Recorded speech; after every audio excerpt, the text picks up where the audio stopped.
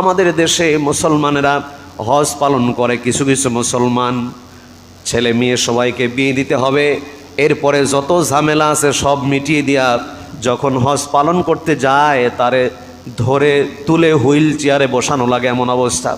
সম্মানিত ভাইরা, হজ ফরজ তার উপরে যিনি শারীরিকভাবে সক্ষম।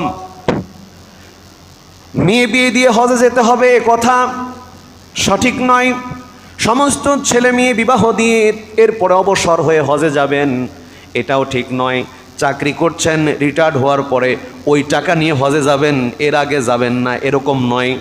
আপনার যখন সামর্থ্য হবে, আল্লাহ রাসূল বলেন তাআজ্জালু ইলাল হজ, যখন তোমার সামর্থ্য হয়ে যায় সাথে সাথে দেরি করো না, তাড়াহুড়া করে তাড়াতাড়ি করে হজ পালন করে নাও।